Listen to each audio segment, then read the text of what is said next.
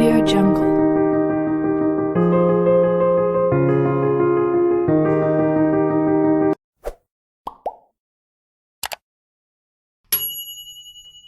Fitmannya anak itu mengejarnya secara hanya ia manusia yang ada di sana. Anak itu bertahan sekuat tenaga dengan alat yang ada di sana. Ia mengambil pisau dan menusuk leher temannya dan akhirnya menyadari cara membunuh zombie dengan menusuk lehernya. Anak-anak yang selamat berkumpul. Daesu merasa ada bau busuk. Mereka berpikir kalau para zombie lebih sensitif dengan suara. Di film para zombie punya penglihatan yang buruk. Hyoryong yang bersama Park Sain bertanya-tanya apa ada anak yang meninggalkan sekolah. Ia pikir mereka sangat beruntung. Park Sain menenangkan kalau mereka juga beruntung karena masih hidup sampai sekarang. Chongsan melihat Gyeongsu yang sendirian di ruang siaran. Gak terjadi apa-apa dengannya. Ia lalu menghampiri Onjo yang terdiam menatap jendela. Ia masih kepikiran sama Isak.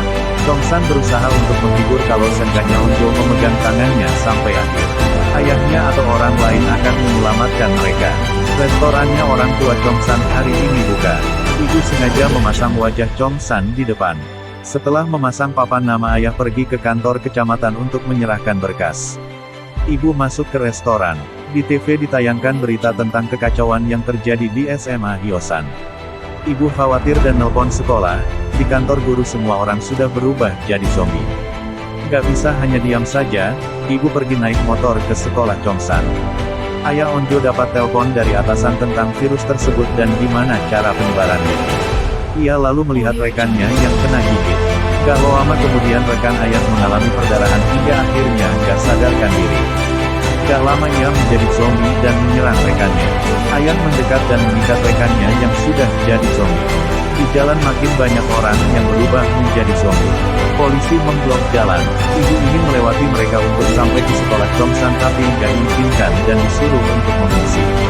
Ibu lalu pergi melalui jalan tikus dan malah menabrak Haesu. Dilihatnya Haesu pakai seragam yang sama-sama Chongsan dan menanyakan keadaan di sana. Haesu hanya minta maaf karena sudah menabrak ibu lalu pergi. Beberapa zombie berlari mendekat. Ibu ingin lari dengan motornya tapi nggak bisa. Akhirnya ibu lari meski kakinya terluka. Setelah melihat keadaan di luar, Mijin ngajak yang lain untuk pergi dari sana. Ali gak mau mengikuti Mijin. Ia akan melakukan apa yang ia inginkan. Mijin gak maksa. Ia lalu nyuruh temannya yang gendut untuk menyiapkan tongkat sebagai senjata. Chongsan mengajak Gyeongsu bercanda. Sudah 30 menit. Ia nyuruh Gyeongsu untuk keluar tapi Gyeongsu gak mau. Ia lalu ngasih tahu Park Saim kalau sudah 30 menit tapi Gyeongsu gak mau keluar. Park Saim masuk dan keluar gak lama kemudian. Gyeongsu tetap gak mau keluar. Katanya ia akan keluar setelah sejam. Chongsan ingin masuk tapi Hyoryong melarang. Harusnya Nayeon yang masuk. Nayeon gak mau. Wajar ia mencurigai Gyeongsu setelah melihat kondisinya. Ia juga yakin kalau mereka juga sama. Chongsan dan Daesu membantah. Minji mengakui kalau ia sempat mencurigai Gyeongsu tapi ia nggak mengatakannya seperti Nayeon. Foto, NODRAKOR, Ichu foto, NODRAKOR, ICU. Park Saim mengingatkan janji Nayeon yang akan minta maaf pada Gyeongsu kalau dia nggak berubah setelah 30 menit. Akhirnya Nayeon masuk. Gyeongsu menyuruhnya untuk keluar kalau nggak mau minta maaf. Nayeon mengeluarkan sapu tangan dari sakunya dan membersihkan luka Gyeongsu. Ia mengaku mencurigainya karena keadaannya memang sedang seperti itu. Semua yang di luar berpikir kalau mereka sudah berbaikan. Kenyataannya enggak sama sekali. Nayeon melakukannya karena semua orang sedang memihaknya. Baginya Gyeongsu hanya pembansos, orang seperti dirinya nggak boleh melewati pagar apartemennya tapi ia tetap melakukannya. Ia nyuruh Gyeongsu untuk keluar. Sejam lagi. Fitmannya anak itu mengejarnya secara hanya ia manusia yang ada di sana. Anak itu bertahan sekuat tenaga dengan alat yang ada di sana. Ia mengambil pisau dan menusuk leher temannya dan akhirnya menyadari cara membunuh zombie dengan menusuk lehernya. Anak-anak yang selamat berkumpul. Daesu merasa ada bau busuk. Mereka berpikir kalau para zombie lebih sensitif dengan suara. Di film para zombie punya penglihatan yang buruk. Hyoryong yang bersama Park Saim bertanya-tanya apa ada anak yang meninggalkan sekolah.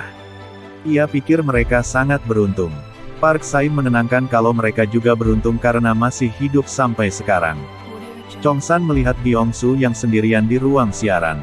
Gak terjadi apa-apa dengannya. Ia lalu menghampiri Onjo yang terdiam menatap jendela. Ia masih kepikiran sama Isak. Chongsan berusaha untuk menghibur kalau seenggaknya Onjo memegang tangannya sampai akhir. Ayahnya atau orang lain akan menyelamatkan mereka. Restorannya orang tua Chongsan hari ini buka. Ibu sengaja memasang wajah Chongsan di depan. Setelah memasang papan nama ayah pergi ke kantor kecamatan untuk menyerahkan berkas. Ibu masuk ke restoran. Di TV ditayangkan berita tentang kekacauan yang terjadi di SMA Hyosan. Ibu khawatir dan nelpon sekolah. Di kantor guru semua orang sudah berubah jadi zombie. Gak bisa hanya diam saja, ibu pergi naik motor ke sekolah Chongsan. Ayah Onjo dapat telepon dari atasan tentang virus tersebut dan gimana cara penyebarannya. Ia lalu melihat rekannya yang kena gigit. Gak lama kemudian rekan ayah mengalami perdarahan hingga akhirnya gak sadarkan diri. Gak lama ia menjadi zombie dan menyerang rekannya. Ayah mendekat dan mengikat rekannya yang sudah jadi zombie. Di jalan makin banyak orang yang berubah menjadi zombie. Polisi memblok jalan. Ibu ingin melewati mereka untuk sampai ke sekolah Chongsan tapi gak diizinkan dan disuruh untuk mengungsi. Ibu lalu pergi melalui jalan tikus dan malah menabrak Haesu. Dilihatnya Haesu pakai seragam yang sama-sama Chongsan dan menanyakan keadaan di sana. Haesu hanya minta maaf karena sudah menabrak ibu lalu pergi. Beberapa zombie berlari mendekat. Ibu ingin lari dengan motornya tapi nggak bisa. Akhirnya ibu lari meski kakinya terluka. Setelah melihat keadaan di luar, Mijin ngajak yang lain untuk pergi dari sana. Hari nggak mau mengikuti Mijin. Ia akan melakukan apa yang ia inginkan. Mijin gak maksa. Ia lalu nyuruh temannya yang gendut untuk menyiapkan tongkat sebagai senjata. Chongsan mengajak Byung-su bercanda. Sudah 30 menit. Ia nyuruh Byung-su untuk keluar tapi Byung-su gak mau. Ia lalu ngasih tahu Park Saim kalau sudah 30 menit tapi Byung-su gak mau keluar. Park Saim masuk dan keluar gak lama kemudian. Byung-su tetap gak mau keluar. Katanya ia akan keluar setelah sejam. Chongsan ingin masuk tapi Hyoryong melarang. Harusnya Nayeon yang masuk. Nayeon gak mau. Wajar ia mencurigai Byung-su setelah melihat kondisinya. Ia juga yakin kalau mereka juga sama. Chongsan dan Daesu membantah. Minji mengakui kalau ia sempat mencurigai Byung-su tapi ia nggak mengatakannya seperti Nayeon. Foto, NODRAKOR, Icu foto, NODRAKOR, ICU. Park Saim mengingatkan janji Nayeon yang akan minta maaf pada Byung-su kalau dia nggak berubah setelah 30 menit. Akhirnya Nayeon masuk. Byung-su menyuruhnya untuk keluar kalau nggak mau minta maaf. Nayeon mengeluarkan sapu tangan dari sakunya dan membersihkan luka Byung-su. Ia mengaku mencurigainya karena keadaannya memang sedang seperti itu. Semua yang di luar berpikir kalau mereka sudah berbaikan. Kenyataannya enggak sama sekali. Nayeon melakukannya karena semua orang sedang memihaknya. Baginya Byung-su hanya pembansos, orang seperti dirinya nggak boleh melewati pagar apartemennya tapi ia tetap melakukannya. Ia nyuruh Byung-su untuk keluar. Sejam lagi. Byung-su kesal banget dan keluar bersama Nayeon. Semuanya yang beranggapan kalau mereka sudah baikan merasa heran. Byung-su menceritakan apa yang Nayeon katakan tadi. Park Saim mengingatkan apa yang Nayeon katakan tadi. Ia akan minta maaf pada Byung-su kalau dia nggak berubah. Nayeon tetap nggak mau melakukannya karena ia menganggap kalau ia nggak bersalah. Gegara Byung-su mereka semua jadi dalam bahaya. Kalau ia nggak membiarkan pintunya terbuka maka Pak Kang nggak akan masuk. Chongsan menekankan kalau Byung-su nggak melakukannya dengan sengaja. Nayeon menginginkan Byung-su yang mengalami pendarahan. Gimana kalau ia benar? Byung-su merasa ketakutan saat menyadari kondisinya. Ia nggak tahu kenapa tubuhnya terasa aneh. Chongsan merasa syok, kenapa Byung-su? Onjo menarik Chongsan agar menjauh dari Byung-su. Nayeon nyuruh Byung-su untuk keluar sebelum membahayakan yang lain. Park Saim nyuruh Byung-su untuk kembali ke ruang siaran tapi Nayeon melarang. Gimana kalau Byung-su membunuh mereka semua? Ia pikir harusnya Byung-su keluar. Byung-su membantahnya. Buat apa ia menggigit mereka karena mereka adalah temannya. Keadaan Byung-su perlahan merasakan perubahan. Kepalanya pusing dan pendarahannya makin parah. Gak mau membahayakan teman-temannya, ia pun memutuskan untuk keluar. Dan belum sempat ia keluar, mendadak ia berubah menjadi zombie setelah ia merasa melihat teman-temannya membicarakannya.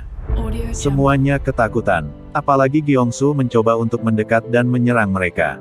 Daesu berusaha untuk menahannya. Chongsan bersiul di jendela dan mengalihkan Byung-su dari Daesu. Gyeongsu mendekat karenanya dan saat itu terjadi Chongsan menghindar dan membuat Gyeongsu jatuh. Hari berubah malam. Haesu masih berusaha untuk menyelamatkan diri bersama bayinya. Tangannya terluka. Ia masuk ke restoran ayam Chongsan dan mengamankan bayinya. Selanjutnya ia mengikat dirinya di pintu agar nggak membahayakan bayinya. Di luar para zombie makin mengtagarlah dan akhirnya Haesu juga berubah menjadi zombie sementara bayinya terus nangis. Di balai kota, orang yang terinfeksi sudah diamankan.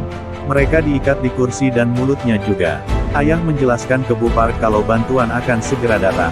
Mereka akan mengirim helikopter. Yang tua akan dievakuasi lebih dulu. Bu Park dan pengawalnya menyesalkan ayah yang nggak ngasih tahu kalau Bu Park ada di sana agar bantuannya datang dengan segera.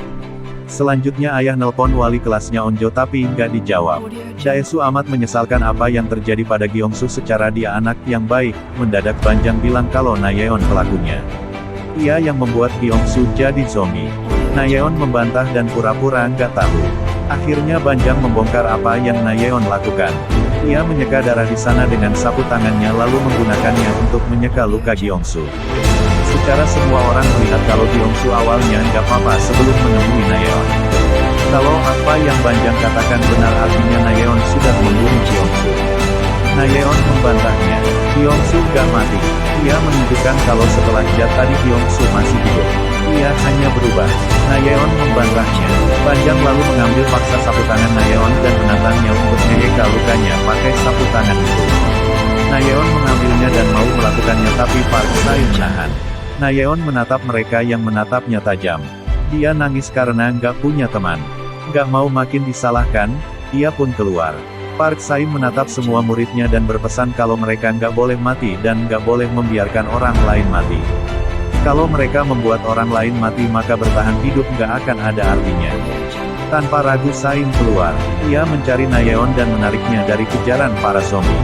Sementara itu di kelas, seperti ada suara helikopter bersambung.